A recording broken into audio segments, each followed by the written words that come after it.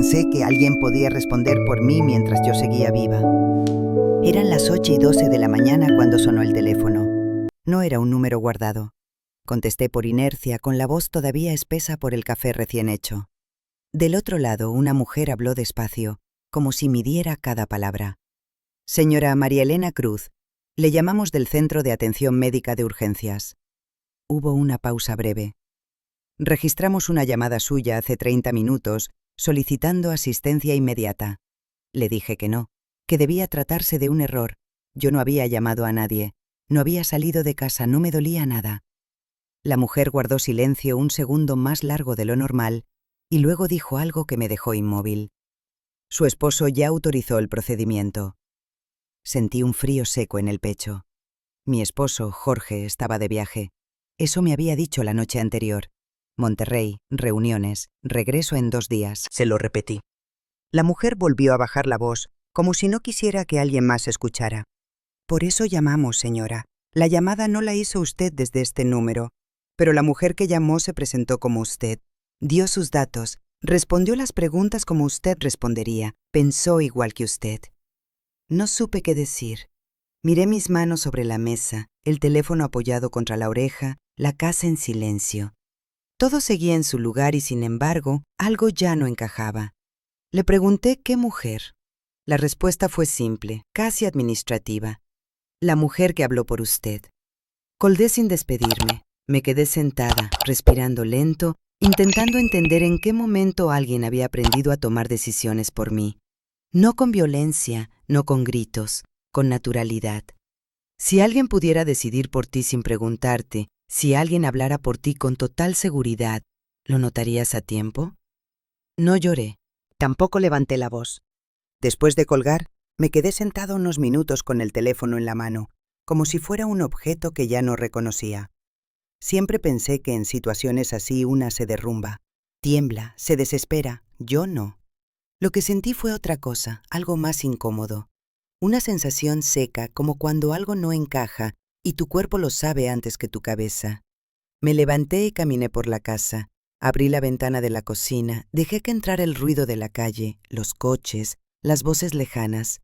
Todo seguía igual, demasiado igual. Y sin embargo, alguien había hablado por mí hacía menos de 1 hora. Alguien había pedido ayuda en mi nombre, alguien había autorizado algo que yo no sabía que necesitaba. Lo que más miedo me dio no fue la llamada, fue lo que la mujer del otro lado dijo con tanta naturalidad. No hubo errores, no hubo dudas, no dijo algo incorrecto, dijo todo bien. Demasiado bien. Respondió como yo habría respondido, con mis palabras, con mis pausas, con esa forma prudente de explicar que siempre he tenido. Eso fue lo que me heló la sangre. No era una impostora torpe, era alguien que sabía exactamente cómo ser yo. Me senté otra vez, esta vez en el comedor. Apoyé los codos sobre la mesa y cerré los ojos. Empecé a repasar la llamada como si pudiera encontrar una grieta, un detalle fuera de lugar. No lo había. La información era correcta. Mis datos, mi edad, mis antecedentes médicos, todo. Era como escuchar una grabación mía, solo que yo no había hablado. Pensé en Jorge, en cómo siempre había sido él quien se ocupaba de esas cosas, las citas médicas, los seguros, los papeles. Yo lo dejé hacer, no porque fuera incapaz, sino porque él insistía. Decía que así me quitaba una preocupación, que para eso estaba. Yo asentía, me parecía cómodo, amoroso incluso. Con el tiempo dejé de preguntar, de leer con atención, de llamar yo misma. Me acostumbré a que alguien decidiera por mí y lo llamé confianza. Recordé la primera vez que firmé algo sin leerlo completo. Fue hace años, después de una consulta médica que me había dejado cansada. Jorge me pasó los papeles y me dijo que no era nada importante, solo un trámite. Yo firmé, no porque no pudiera leer, sino porque no quise dudar. Dudé menos cada vez. Y ahora alguien más había aprendido de esa costumbre mía. Me levanté y fui al dormitorio. Abrí el armario, revisé los cajones como si esperara encontrar algo fuera de lugar. Todo estaba donde siempre. Mi ropa, mis cosas, mis documentos. Nada había sido robado. Y sin embargo, alguien estaba usando mi lugar sin mover nada. Eso era lo más inquietante. No había desorden, había sustitución. Volví a la sala y me senté en el sillón. Miré el reloj. Jorge no iba a llamar hasta la noche, si es que llamaba. Siempre decía que los viajes lo agotaban. Yo lo entendía. Siempre lo entendía. Pensé en cuántas veces había respondido por mí. En reuniones, con médicos, con gente que no me conocía. Él hablaba y yo asentía. No porque no tuviera opinión, sino porque me parecía innecesario interrumpir. Con los años mi silencio se volvió parte del acuerdo. Empecé a sentir algo que no esperaba. No era celos, no era rabia. Era una especie de vértigo. Como si alguien estuviera viviendo medio paso delante de mí, haciendo las cosas antes, decidiendo antes. No sentí que me estuvieran quitando algo. Sentí que me estaban adelantando. Como si mi propia vida ya no me estuviera esperando. Pensé en la mujer que había llamado. No sabía cómo era ni qué rostro tenía, pero la imaginé tranquila, segura, hablando sin titubear. No me la imaginé nerviosa, me la imaginé preparada. Eso me hizo tragar saliva. Nadie improvisa una llamada así. Nadie responde con tanta precisión sin haber escuchado antes, sin haber observado durante mucho tiempo. Me pregunté cuándo había empezado todo. No esa llamada, sino la costumbre, la facilidad con la que dejé que otros hablaran por mí. No fue de un día para otro, fue lento, elegante casi. Jorge siempre decía que yo era práctica, que no me gustaban los conflictos. Y era verdad, prefería que las cosas fluyeran, prefería no complicar. Con los años confundí tranquilidad con ausencia. Y alguien más aprendió a ocupar ese espacio vacío. Fui a la cocina y me serví un vaso de agua. Lo bebí despacio, como si el gesto pudiera devolverme algo de control. Miré el reflejo en el vidrio de la alacena. Ahí estaba yo. No había desaparecido, pero algo había cambiado. Me di cuenta de que por primera vez en mucho tiempo estaba escuchándome de verdad. No para justificar, no para minimizar, sino para entender. No sabía aún qué hacer. No tenía un plan. No quería llamar a nadie ni confrontar a Jorge sin entender. Solo sabía una cosa con claridad incómoda. Aquella llamada no había sido un error aislado. Era una consecuencia de años de dejar pasar, de permitir que otros decidieran lo que yo no quería decidir. Y ahora alguien había cruzado una línea que yo misma había dibujado sin darme cuenta. Me senté otra vez y respiré hondo. No sentí miedo inmediato. Sentí alerta. Una atención nueva, casi afilada. Algo no encajaba y ya no podía fingir que no lo veía. No sentí celos. Sentí que alguien estaba viviendo mi vida medio segundo antes que yo. Y supe con una certeza silenciosa que si no hacía algo, ese medio segundo iba a convertirse en una distancia imposible de alcanzar. Esperé casi una hora antes de volver a llamar. No porque dudara, sino porque necesitaba que la voz me saliera firme. Cuando por fin marqué el número del centro de atención, respiré hondo y me senté derecha en la silla, como si alguien pudiera verme del otro lado. Contestó un hombre esta vez. Dijo su nombre, confirmó el mío y me preguntó en qué podía ayudarme. Le dije que había recibido una llamada esa mañana, que necesitaba entender exactamente qué había pasado. Hubo un silencio breve, el sonido lejano de un teclado. Luego habló con un tono distinto, menos protocolar. Señora Cruz, dijo, su caso no es simple. Eso fue lo primero que me hizo apretar los dedos contra la mesa. Le pedí que me explicara. Me dijo que no era la primera vez que recibían una llamada desde el perfil registrado a mi nombre, que no había sido un hecho aislado, ni una confusión puntual. La mujer había llamado varias veces en los últimos meses. Le pregunté cuántas. Volvió a teclear. 5, respondió. 5 llamadas en diferentes horarios, algunas de madrugada, otras durante la tarde, siempre breves, siempre claras, siempre con la misma seguridad. No supe qué decir. 5 veces alguien había pedido ayuda por mí y yo no me había enterado. 5 veces alguien había ocupado mi voz sin que yo lo notara.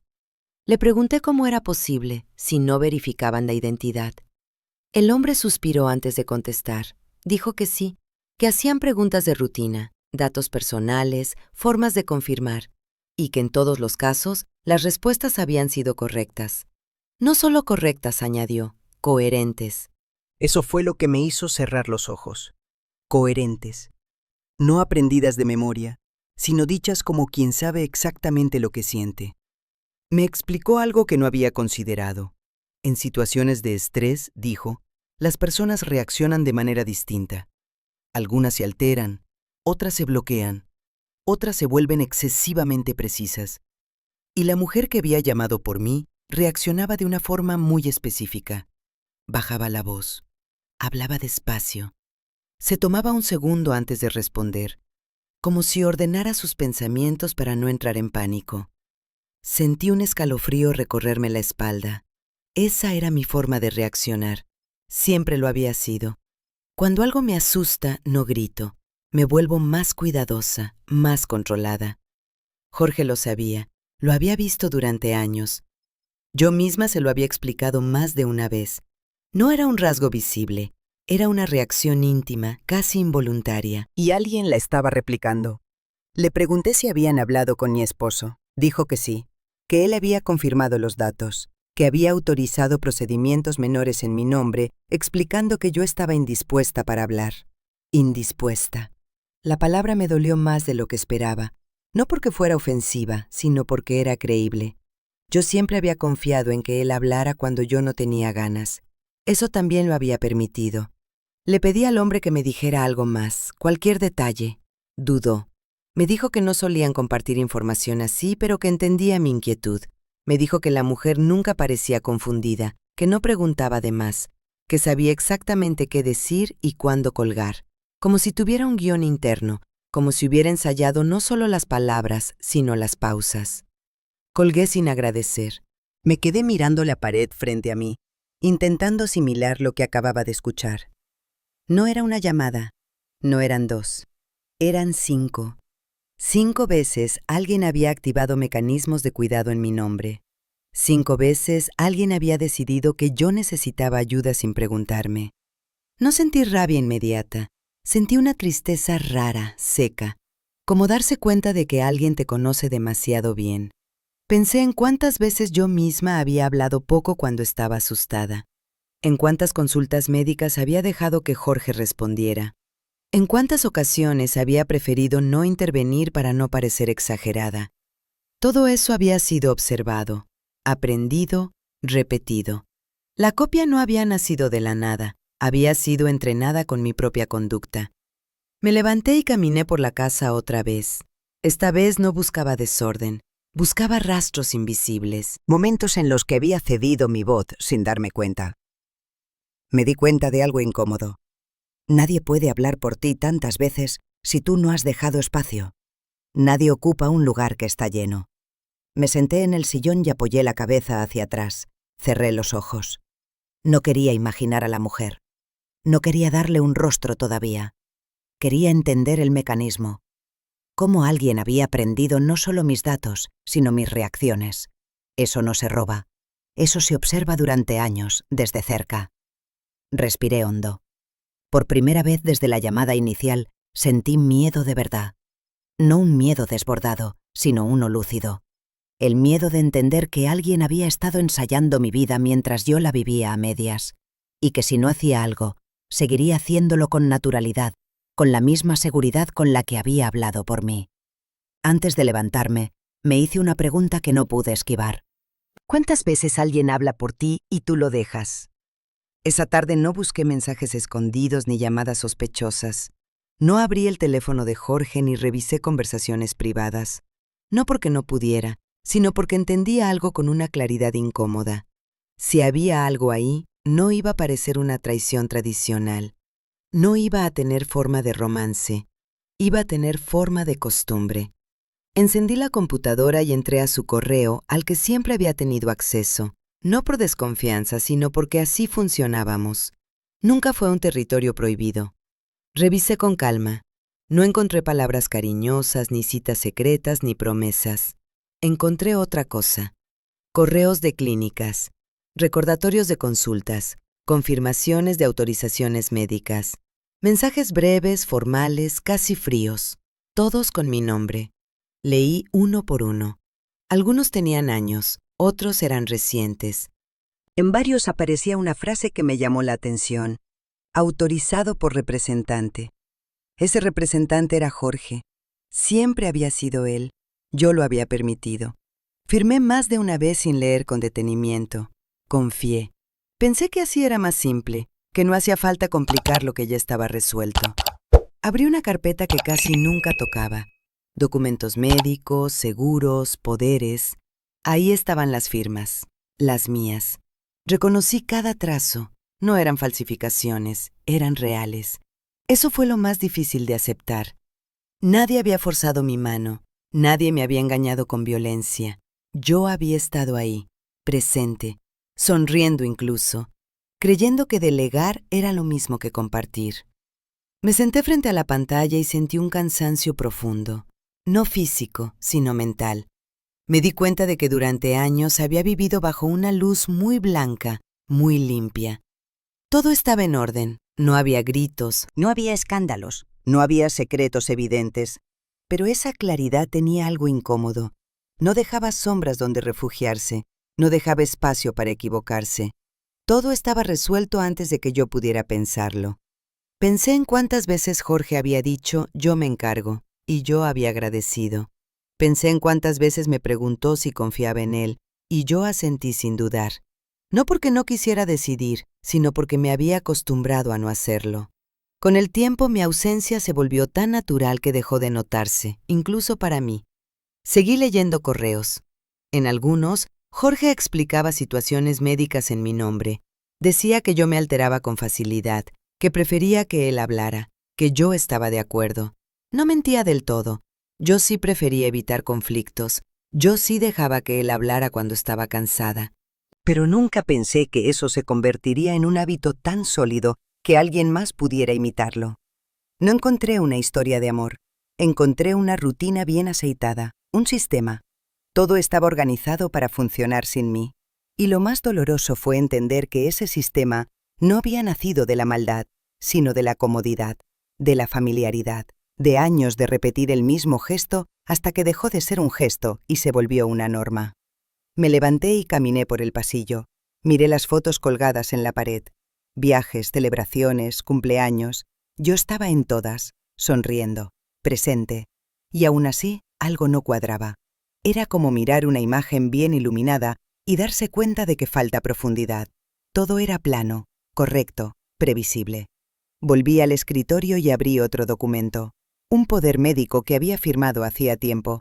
Lo leí completo por primera vez. Cada línea estaba pensada para protegerme, decía, para facilitar decisiones en caso de emergencia, para evitar complicaciones. Nada de eso era falso, pero había algo que no decía. No hablaba de mi voz, no hablaba de mi derecho a cambiar de opinión, no hablaba de lo que yo sentía cuando no quería decidir rápido. Cerré el archivo y apoyé la frente contra la palma de la mano. No sentí traición en el sentido clásico. Sentí algo más difícil de nombrar. Sentí que me habían reducido con cuidado, que alguien había tomado mi presencia y la había ido haciendo más pequeña sin que yo protestara. No porque me obligaran, sino porque yo lo permití. Recordé conversaciones con amigas, momentos en los que me preguntaban por qué siempre dejaba que Jorge hablara por mí. Yo respondía que era práctico, que así evitábamos discusiones. Nunca dije que a veces me sentía invisible, porque no lo había pensado así. Lo había normalizado. Y lo normal, cuando se repite demasiado, se vuelve peligroso. Miré la hora. Aún faltaban horas para que Jorge llamara, y por primera vez no sentí ansiedad por escuchar su voz.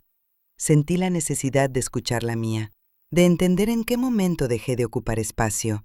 No estaba ausente, no había desaparecido de golpe.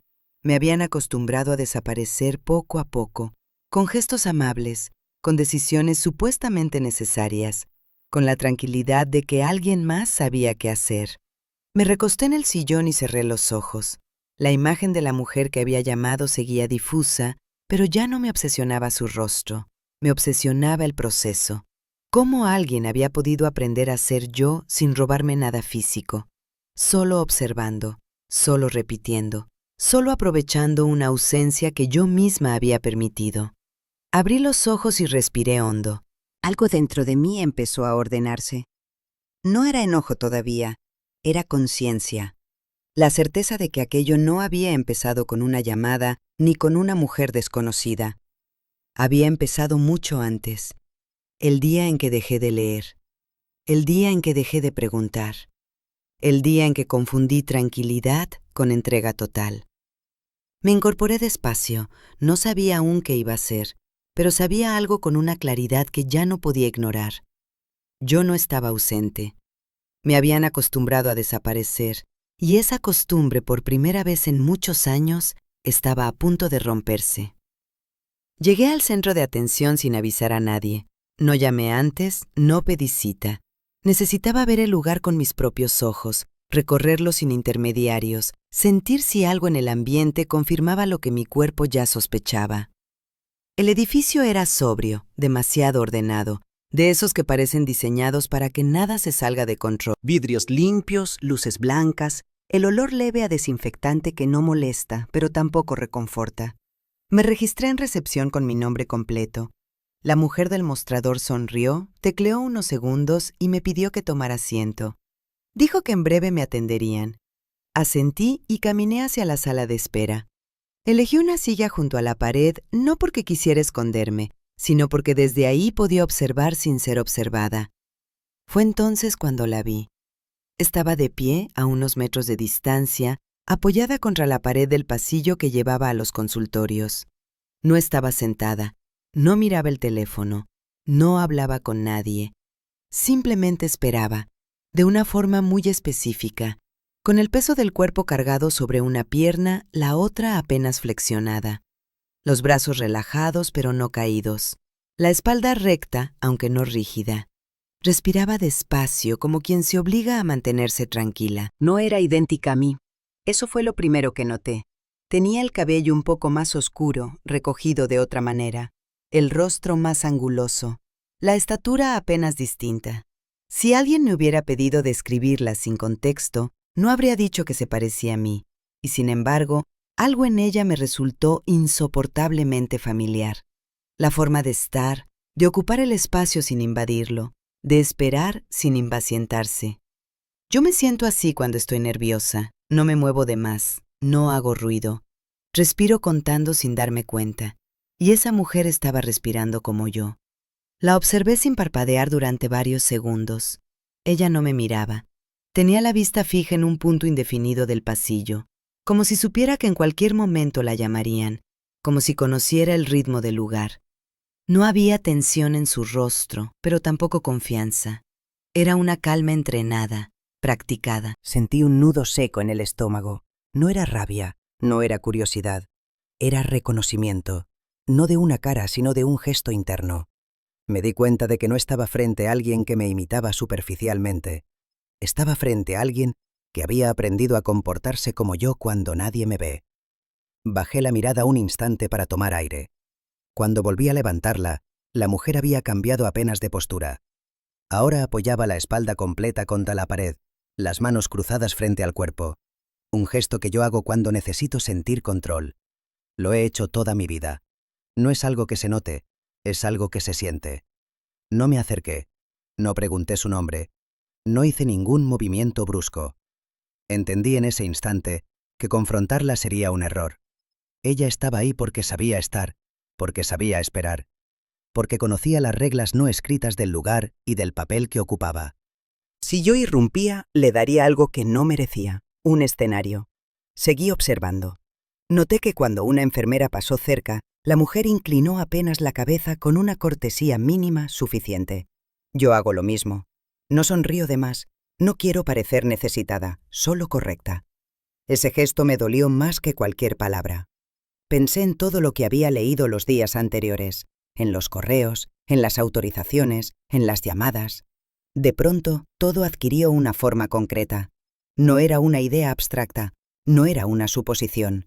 Era una persona real, de carne y hueso, ocupando un lugar que yo había dejado libre sin darme cuenta. No sentí deseos de gritarle, no sentí impulsos de reclamar. Sentí una tristeza profunda pero limpia, como cuando entiendes algo tarde, pero lo entiendes del todo. Me di cuenta de que no estaba frente a una rival, estaba frente a una consecuencia. La mujer fue llamada por su nombre, Paula Ríos. Lo escuché con claridad. Se enderezó de inmediato y caminó hacia el consultorio con pasos seguros, sin apuro. No miró atrás. No dudó. Entró como alguien que ya había estado ahí antes, como alguien que sabía qué iba a pasar. Yo me quedé sentada. Nadie me llamó. Nadie me preguntó nada. Y en ese silencio entendí algo esencial. Paula no había aparecido para parecerse a mí. Había aparecido para reemplazar una función, para ocupar un rol que yo había dejado de ejercer activamente. Me levanté despacio y me acerqué al pasillo vacío. Toqué la pared con la punta de los dedos como si el gesto pudiera devolverme algo. No había nada especial ahí, solo una pared blanca, un lugar de tránsito, un espacio neutro.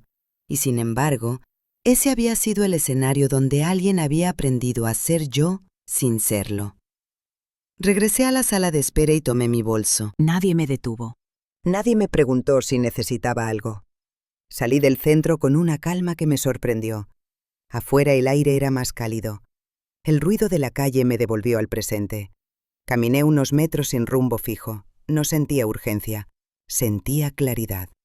La imagen de Paula en el pasillo seguía nítida en mi mente, pero ya no me provocaba confusión. Me provocaba decisión. No era mi reflejo. Un reflejo devuelve lo que ya existe. Ella no devolvía nada. Estaba ocupando. Estaba adelantándose. Estaba lista para continuar una historia sin mí. No era mi reflejo. Era mi reemplazo. No hubo una revelación romántica. No encontré cartas escondidas ni frases apasionadas. No descubrí promesas ni planes de fuga. La verdad llegó de otra forma, más fría, más precisa. Llegó como llegan las cosas que no se discuten, las que se calculan. Esa noche, después de ver a Paula en el pasillo, regresé a casa con una calma extraña. No quise llamar a Jorge, no quise escribirle. Preparé la cena como siempre, ordené la cocina, me senté con la computadora abierta frente a mí y empecé a unir piezas. No desde la emoción, sino desde la lógica. Desde el mismo lugar desde el que él había estado actuando. Abrí los archivos médicos completos, no solo los correos, los historiales, las pólizas, las cláusulas pequeñas que nunca había leído con atención. Ahí estaba todo. Las autorizaciones extendidas, las decisiones anticipadas, los escenarios previstos. Enfermedad, incapacidad, emergencia. Todo pensado para que alguien pudiera decidir rápido, por mí, sin mí. No era amor. El amor pregunta, el amor duda. Esto no dudaba, esto ejecutaba. Empecé a entenderlo cuando leí una nota adjunta en un documento reciente. No llevaba firma, solo una referencia interna. Procedimiento recomendado en caso de imposibilidad de comunicación directa con la paciente. Imposibilidad. La palabra se repetía. No hablaba de ausencia, hablaba de silencio, de alguien que no responde, de alguien que no se opone. Ahí comprendí lo que Jorge necesitaba. No una mujer nueva, no un amante. Necesitaba una versión mía que no cuestionara, que no se tomara tiempo, que no pidiera explicaciones. Una María Elena funcional, operativa. Una María Elena que dijera sí cuando él no quería esperar. Pensé en todas las veces que yo había dicho, no importa, decide tú. En cómo había cedido pequeñas decisiones pensando que eran irrelevantes. En cómo esas pequeñas cesiones habían construido un perfil tan claro que podía ser replicado. Paula no estaba ahí por deseo, estaba ahí por eficiencia. No me dolió imaginar a Jorge con ella. Me dolió imaginarlo explicándole cómo reaccionó cuando tengo miedo, cómo respiro, cómo hablo despacio, cómo cedo. Eso no se comparte por pasión, se comparte por estrategia. Abrí otro archivo, responsabilidad legal, representación, límites de actuación. Todo estaba pensado para protegerlo, para reducir riesgos, para evitar errores. Yo había sido durante años su margen de seguridad, y ahora alguien más ocupaba ese lugar con mayor precisión. Recordé conversaciones antiguas. Jorge hablaba mucho de previsión, de no dejar cabos sueltos, de tener todo bajo control. Yo lo admiraba por eso, me hacía sentir protegida. Nunca pensé que esa necesidad de control necesitaría una versión mía que no interfiriera, que no se detuviera a sentir. No era una traición impulsiva, era una optimización.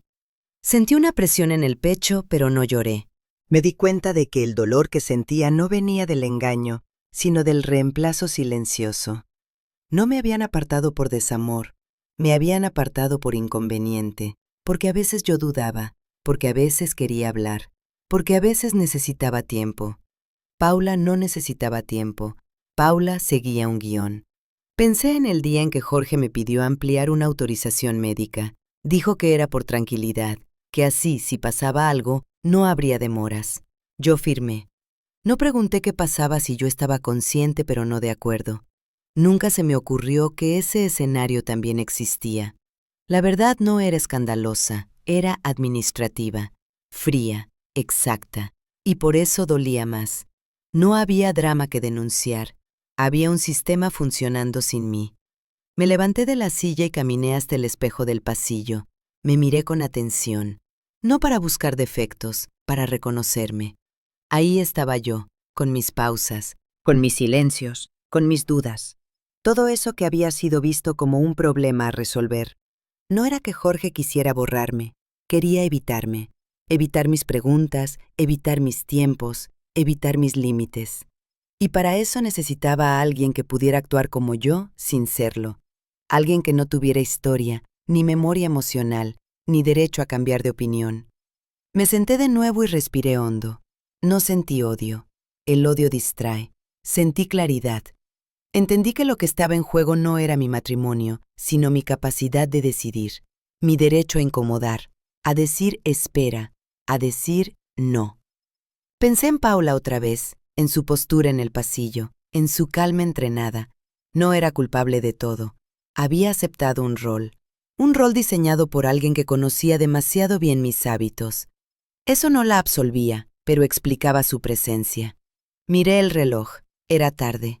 Jorge no había llamado. Probablemente estaba ocupado, como siempre. Me di cuenta de que no necesitaba escucharlo para entender. La verdad ya no dependía de su versión. Cerré la computadora y me quedé sentada en silencio. No era un silencio vacío. Era un silencio lleno de decisiones que por fin empezaban a ser mías. Comprendí algo que no había querido ver antes. El amor no te borra. El amor se adapta. La conveniencia no. La conveniencia te reduce hasta que no estorbas. Me levanté con cuidado. No tenía un plan detallado, pero tenía algo más importante. La certeza de que no iba a seguir siendo la opción fácil. No iba a permitir que alguien más eligiera por mí porque resultaba más rápido, más limpio, más eficiente. Antes de apagar la luz, pensé en una frase que se me quedó clavada en el pecho. El amor no te borra, la conveniencia sí.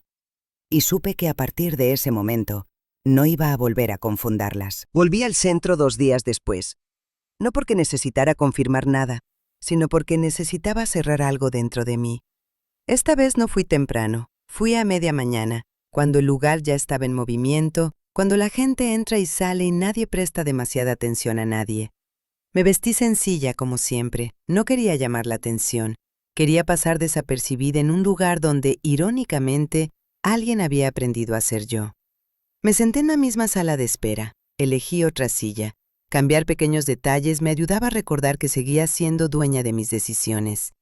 Miré alrededor con calma, personas leyendo, mirando el celular, esperando su turno. Todo parecía normal, demasiado normal. Pensé que eso era lo más inquietante de todo. La sustitución no había ocurrido en un callejón oscuro, sino en un espacio cotidiano, limpio, legítimo. La vi aparecer desde el pasillo lateral. Paula. Caminaba con paso seguro, sin prisa. Llevaba una carpeta delgada en la mano. Vestía colores neutros, nada llamativo, nada fuera de lugar. Se detuvo a unos metros de mí y se apoyó en la pared, exactamente como la primera vez. El mismo gesto, la misma forma de acomodar el peso del cuerpo, el mismo ritmo al respirar. Sentí una presión leve en el pecho, pero no me moví. No quería huir ni avanzar de golpe. Me levanté despacio y caminé hacia ella. No hubo música dramática en mi cabeza, no hubo temblor en las manos. Fue un movimiento natural, casi automático, como si algo en mí supiera que ese momento había estado esperando desde hacía tiempo. Me detuve frente a ella, a una distancia correcta, respetuosa. No invadí su espacio. Ella levantó la vista. Sus ojos se abrieron apenas un segundo, no por sorpresa, sino por reconocimiento. No me conocía, pero sabía quién era. Eso fue evidente. Volvió a cerrar el gesto y adoptó una expresión neutra, profesional, como quien se prepara para responder una pregunta difícil. No me presenté. No dije mi nombre. No hacía falta. Ella sabía. No levanté la voz. No la acusé. No le pregunté por Jorge. No le pregunté por las llamadas. No le pregunté por los papeles. Todo eso habría sido inútil. En su lugar hice algo distinto. Le hice una pregunta. Una sola. Le pregunté cómo me calmaba yo cuando sentía que algo iba mal, pero no podía demostrarlo. No fue una pregunta larga. No fue retórica. Fue concreta, íntima. Una de esas cosas que no se explican en documentos ni se aprenden observando de lejos. Algo que solo se sabe cuando se vive dentro de una piel durante años. Paula no respondió. No dijo no sé. No dijo de qué habla. No fingió confusión. Simplemente se quedó en silencio. Un silencio espeso, incómodo. Sus manos apretaron la carpeta con más fuerza. Su respiración cambió. Se volvió más superficial. Por primera vez desde que la había visto, perdió el control de su cuerpo. Miró hacia el pasillo, como buscando una salida. Luego volvió a mirarme. Sus labios se separaron apenas, como si fuera a decir algo, pero no salió ninguna palabra. Ese segundo se alargó más de lo necesario. Fue suficiente. No insistí. No repetí la pregunta. No necesitaba hacerlo. La respuesta estaba ahí, en su silencio. En la imposibilidad de improvisar algo que no se actúa, sino que se siente. En la diferencia exacta entre repetir un gesto y entenderlo. Di un paso atrás. No sonreí. No fruncí el ceño. La miré una última vez y asentí apenas con la cabeza, como quien confirma algo que ya sospechaba. Ella bajó la mirada. No por vergüenza, sino por agotamiento. Mantener una actuación tan precisa cansa, yo lo sabía. Había pasado años actuando tranquilidad cuando no la sentía. Me di la vuelta y regresé a mi asiento. No escuché pasos detrás de mí. No me siguió. No me llamó. Cuando miré de reojo, vi que se había movido unos metros, como si necesitara distancia. Ya no se apoyaba en la pared con seguridad. Ahora estaba rígida, incómoda. Algo se había roto. Me senté y respiré despacio. Sentí una calma extraña, casi irreal. No había ganado nada visible. No había humillado a nadie. No había expuesto una verdad frente a testigos. Pero dentro de mí, algo había quedado claro de una forma definitiva. Ella sabía cómo parecer yo. Sabía cómo pararse, cómo esperar, cómo hablar con el tono adecuado. Sabía cuándo callar y cuándo colgar una llamada. Sabía qué decir para que otros confiaran. Pero no sabía quién era yo cuando nadie miraba. No sabía cómo me sostengo cuando tengo miedo de verdad. No sabía lo que nos enseña. Ahí entendí todo. Ella no sabía quién era yo, solo sabía actuar. Permanecí sentada unos minutos más. Dejé que el ruido del lugar volviera a ocupar el espacio, que las voces ajenas diluyeran el momento. No sentí euforia, sentí cierre, como cuando una puerta se cierra sin golpe, pero ya no vuelve a abrirse igual. Me levanté y salí del centro sin que nadie me detuviera. Afuera el sol estaba más fuerte. Parpadeé un par de veces antes de empezar a caminar. No tenía prisa, tampoco tenía dudas. La imagen de Paula quedándose sin palabras se quedó conmigo, no como un trofeo, sino como una confirmación. Durante años pensé que alguien podía aprender a ser yo mejor que yo misma. Ese encuentro me demostró lo contrario. Se puede copiar una conducta, se puede memorizar una reacción, se puede ensayar una calma, pero no se puede habitar una vida que no es tuya. Mientras caminaba, sentí algo que no había sentido desde hacía mucho tiempo. Presencia. No tenía que demostrar nada, no tenía que explicarme. Yo estaba ahí, completa, con mis silencios y mis preguntas. Y por primera vez, nadie estaba un paso delante de mí. El error fue pequeño, tan pequeño que de no haber estado alerta, habría pasado como pasan tantas cosas en una vida entera sin dejar rastro. No fue una firma grande ni una decisión escandalosa. Fue una reacción, un reflejo, una respuesta que llegó medio segundo tarde. Yo no estaba presente cuando ocurrió, pero lo supe casi de inmediato. El centro me llamó 2 días después del encuentro con Paula. Esta vez no había dudas en la voz. No había cuidado excesivo. Había procedimiento. Me pidieron que acudiera para verificar información. No dijeron por qué. No hacía falta. El tono lo decía todo. Llegué a la hora acordada y me hicieron pasar a una sala pequeña. Una mesa, 2 sillas, una pantalla apagada. Me ofrecieron agua. La rechacé. No por orgullo, sino porque estaba tranquila. Demasiado tranquila para alguien que en teoría debía estar preocupada. Me senté con la espalda recta y las manos apoyadas sobre las piernas. Esperé. La mujer que entró se presentó y fue directa. Dijo que durante una llamada reciente, la persona que se presentó como yo había respondido una pregunta de rutina con un leve retraso. Nada grave, nada evidente. Medio segundo. Pero ese medio segundo no coincidía con registros anteriores. En situaciones similares mi respuesta siempre había sido inmediata. No correcta, inmediata. Porque esa pregunta tocaba algo automático en mí. Ese fue el error. No lo que dijo, sino cuándo lo dijo. La mujer continuó explicando. Dijo que, por protocolo, cuando hay una variación mínima en respuestas sensibles, el sistema activa una verificación cruzada. No por desconfianza personal, aclaró, sino por seguridad. Lo dijo como quien repite una frase aprendida. Yo asentí. Entendía perfectamente. El sistema no juzga, el sistema compara. Me preguntó si había estado presente en esa llamada. Dije que no. Me preguntó si había autorizado a alguien a responder por mí en los últimos días. Dije que no. No levanté la voz. No añadí detalles. No hacía falta. La información ya estaba corriendo sola, como una maquinaria bien aceitada que por primera vez encontraba resistencia. Mientras ella hablaba, pensé en Paula, en su silencio, en ese medio segundo de duda que no se puede entrenar del todo. Puedes aprender datos, puedes copiar gestos, puedes memorizar respuestas, pero hay reflejos que pertenecen a la experiencia, no a la observación. Ese fue el punto de quiebre. La mujer me pidió permiso para revisar registros anteriores conmigo presente. Acepté. Proyectó en la pantalla fragmentos de llamadas pasadas. Escuché mi voz de hace años, la forma en que respiraba antes de contestar, la cadencia exacta. Luego escuchamos la última llamada. La diferencia era mínima, casi imperceptible, pero estaba ahí. Un espacio vacío donde antes no lo había. Cuando terminó me miró en silencio. No buscaba una reacción emocional, buscaba confirmación. Le dije que esa respuesta tardía no era mía. Lo dije sin dramatismo, con certeza.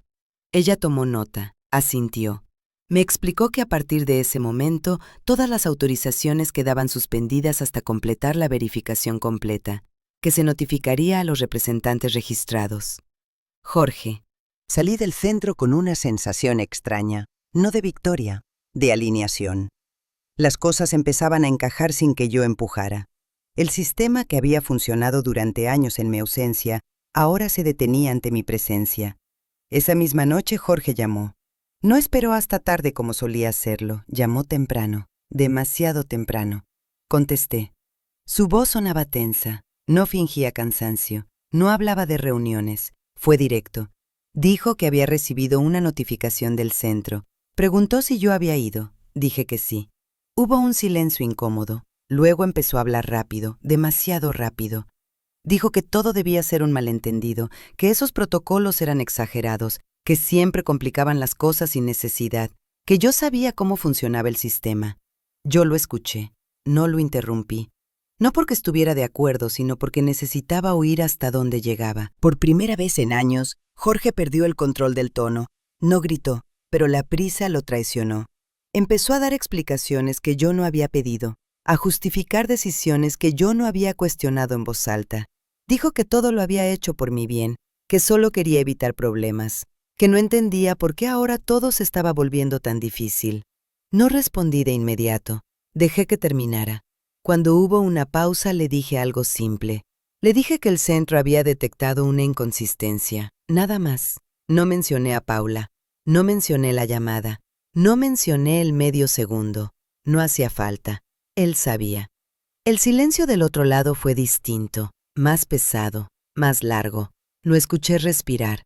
Luego dijo mi nombre como no lo decía desde hacía tiempo, con cuidado, como si midiera cada sílaba. Me preguntó si estaba bien. Le dije que sí. Le dije que estaba tranquila. No mentía. Colgamos poco después. No hubo despedidas largas. Me quedé sentada en la mesa del comedor con el teléfono en la mano. Sentí algo nuevo. No satisfacción. Control. No el control que impone, sino el que recupera. Al día siguiente el centro volvió a llamarme. Me informaron que se había iniciado una revisión completa de todos los accesos y autorizaciones, que hasta nuevo aviso solo yo podía tomar decisiones, que cualquier intento de representación externa quedaría registrado. Agradecí. No añadí nada. Pensé en Jorge intentando explicar, en Paula intentando responder con precisión, en el sistema comparando tiempos, respiraciones, reflejos. Pensé en lo frágil que es una actuación cuando se enfrenta a la repetición real. Un medio segundo no se corrige, un reflejo no se ajusta. Yo, en cambio, seguía igual. No tuve que ensayar nada, no tuve que recordar respuestas, solo estuve, presente. Con mi cuerpo, con mis tiempos, con mis silencios. Eso era suficiente. Esa noche dormí profundamente, no porque todo estuviera resuelto, sino porque algo esencial había cambiado. La maquinaria ya no avanzaba sin mí. Se había detenido ante mi voz. Y entendí que a veces no hace falta confrontar ni acusar. Basta con ocupar el lugar que siempre fue tuyo.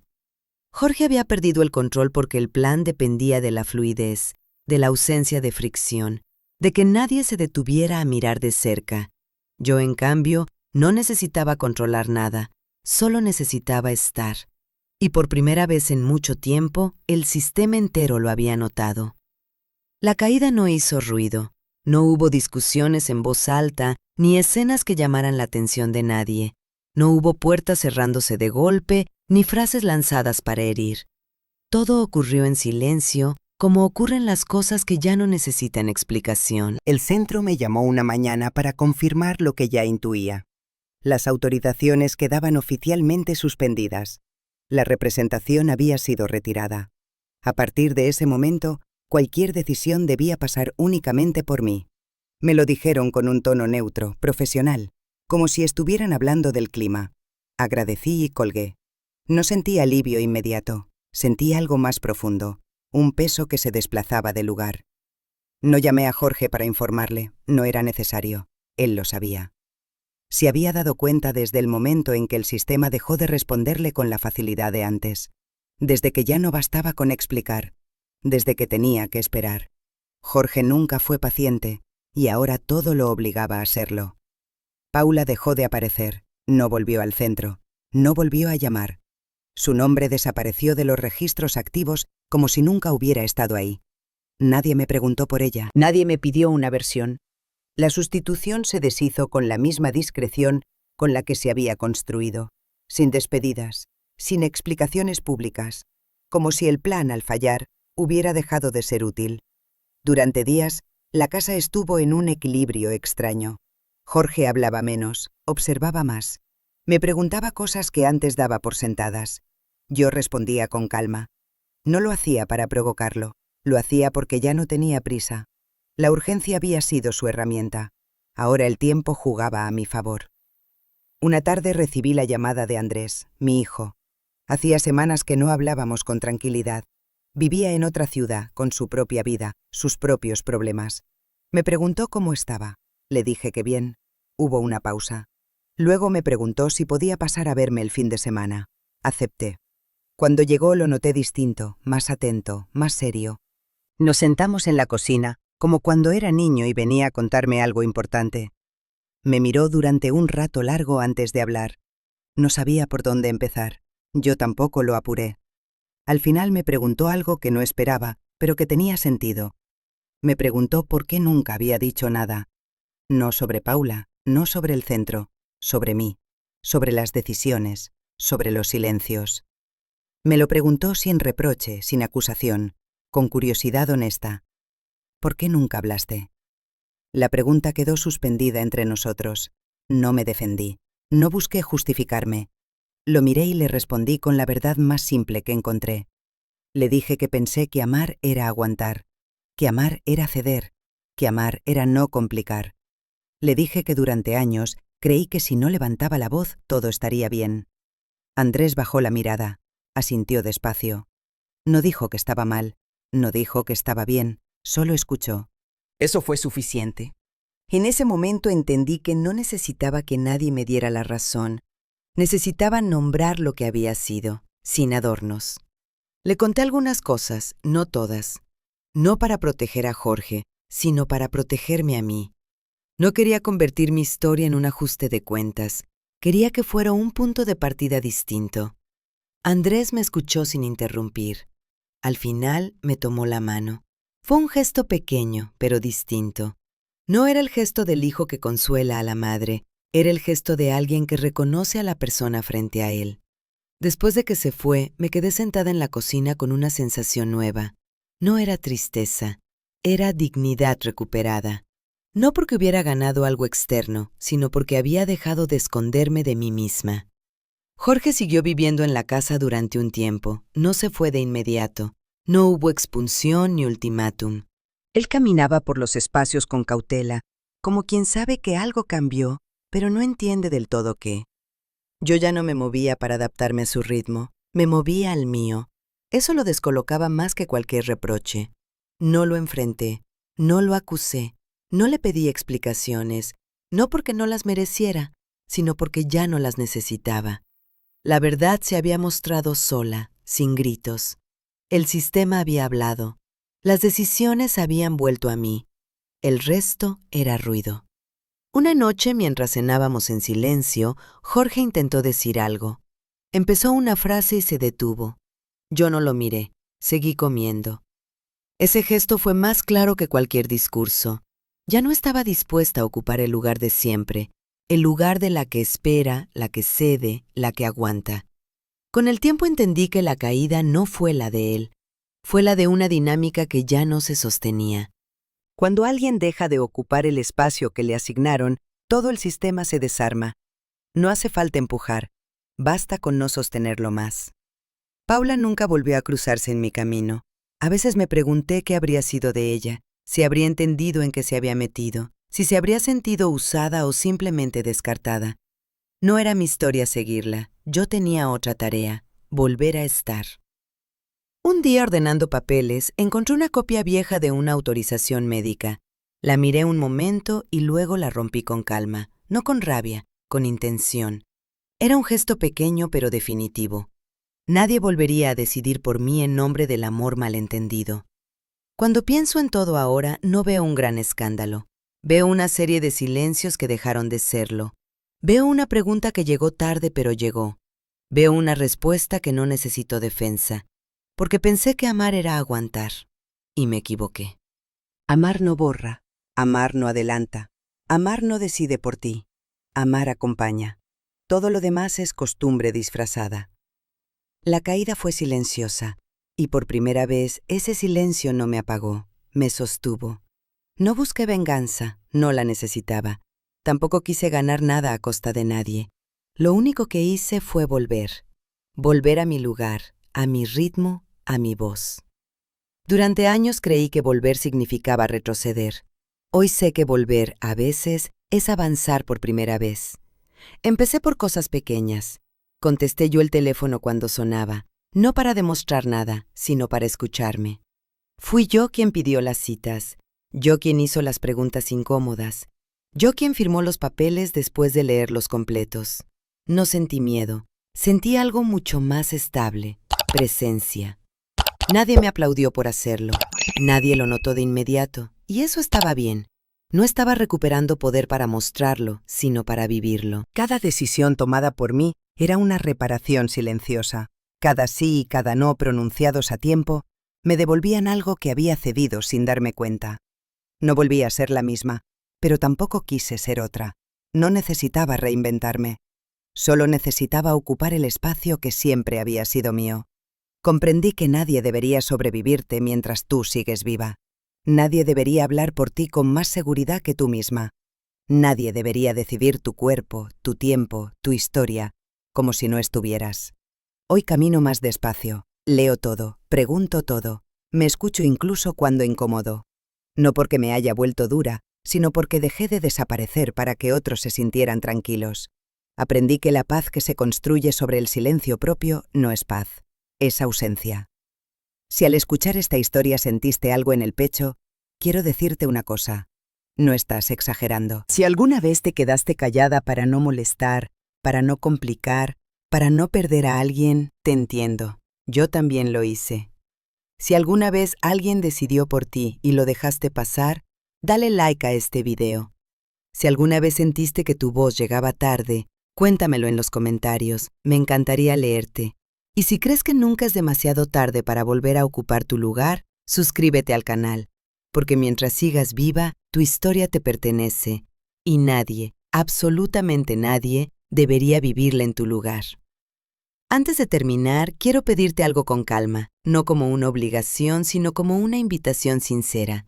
Si en algún momento de esta historia sentiste un nudo en el pecho, si hubo una parte que te hizo detenerte, volver atrás o pensar en tu propia vida, cuéntame en los comentarios cuál fue ese momento.